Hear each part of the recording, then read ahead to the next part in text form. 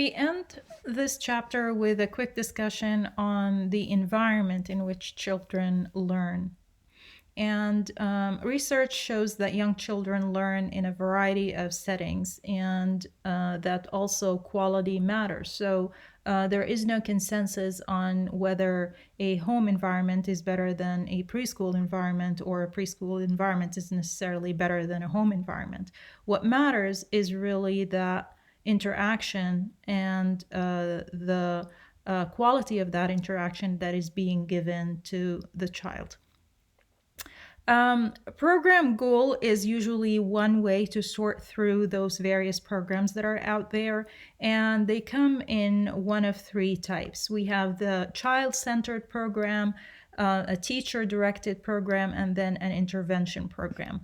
The child-centered program is usually a program that is built on the philosophy of Piaget, and if you guys remember, Piaget suggested that the child is born with that ability to discover. It's an innate quality that propels them to discover and experiment. And therefore, this philosophy or this approach will emphasize that the child kind of is the captain of their own ship. They are going to explore their environment at their own pace and learn through that. It also builds on the philosophy of Vygotsky, who said that yes, the child is innately propelled to experiment, but it also but he or she needs that mentor, that adult in their life to help guide them as they are learning. And a couple of examples that build on that model are the Montessori schools and the Reggio Emilia schools, both of which emphasize the child-centered approach, meaning that the child is going to be the one in charge of their learning with the help of the mentor or the teacher or the adult in the environment.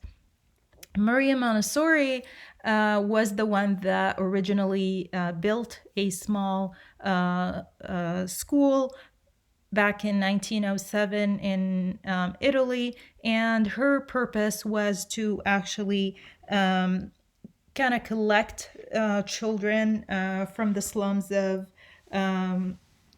Rome and give them a structured environment where they can actually develop independence and competency. So she believed in individualized projects, things that the children can actually accomplish by themselves, things that are self-directed, and kind of help them complete by themselves. So, puzzles or using sponges to clean and wipe. Actually, Maria Montessori is the person that we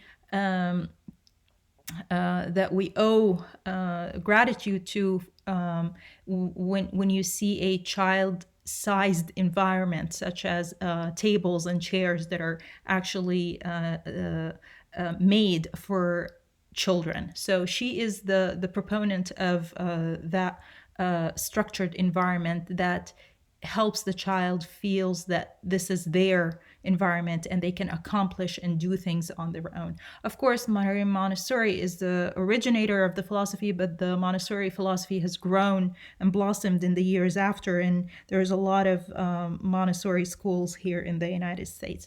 Reggio Emilia is also another philosophy, another way or approach to child education, early childhood education, and it originated in the town of Reggio Emilia in Italy as well.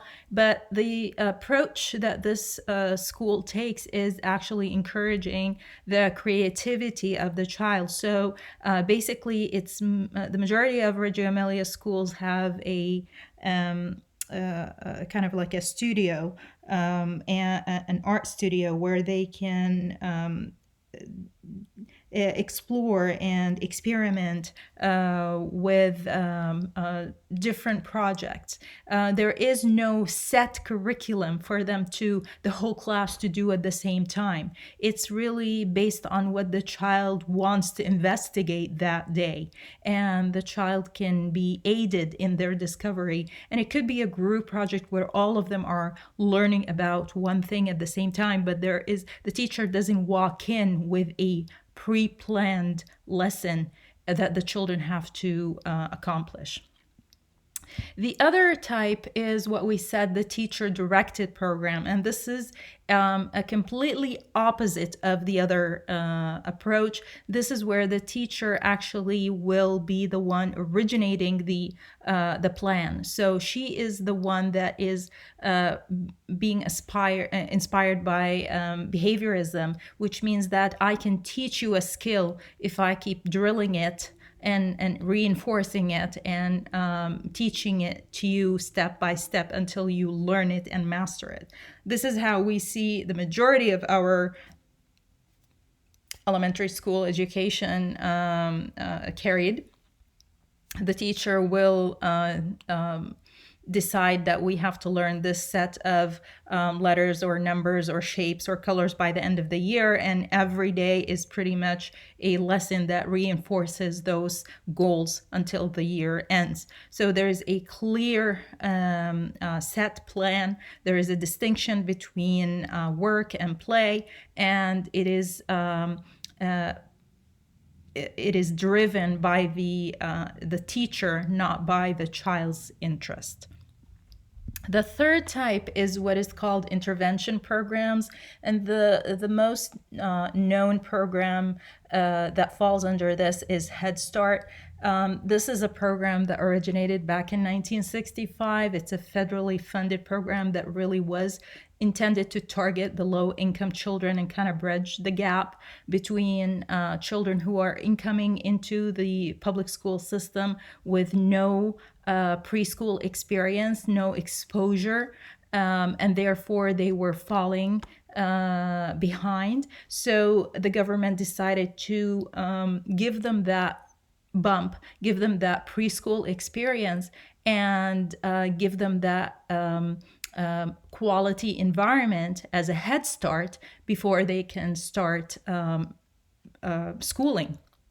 Now, the program initially started as a child-centered program. However, as you see the expectations starting to become harder and harder, and the requirements becoming more and more advanced of what is expected of a kindergartner to know, that program, and so did so many other programs, started adopting a teacher-directed approach, because teachers now are being held accountable to a particular goal and requirement that is set for them to achieve by the end of the year.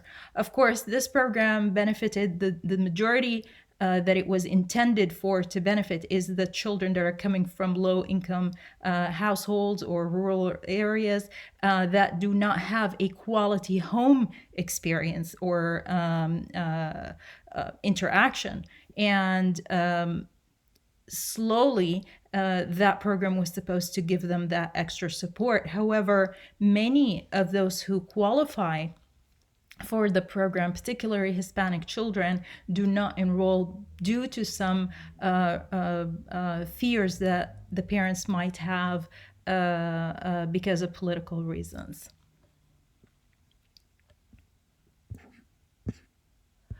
Now, the research on the importance of the preschool years and the importance of giving children a quality preschool experience extends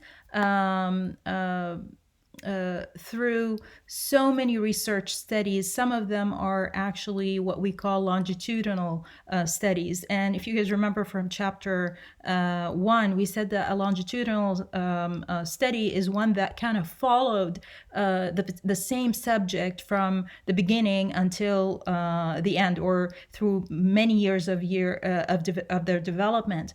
And there are 3 main empirical studies that are longitudinal that kind of gave us an example of how important early childhood education is and the results that benefit children and continue to last long time well into their adulthood. So all of those three studies, longitudinal studies, came with the same conclusion. They all concluded that early childhood education resulted in, at the elementary level, higher scores in math and reading achievement tests, and less children being referred to special education. So the participants of these studies gave those results. So they had higher scores in math and reading. They were less likely to be placed in special education. And when they became adolescents, they had higher aspiration and greater sense of achievement. They were less likely to be abused. They had higher self-esteem. And as adults, they were attending college and staying out of trouble. And then even as adults, they were able to secure good jobs, and they were paying their taxes and have good citizenship skills. They were healthy. And as you can see, the benefits of early childhood education extends way past the early years, well into adulthood.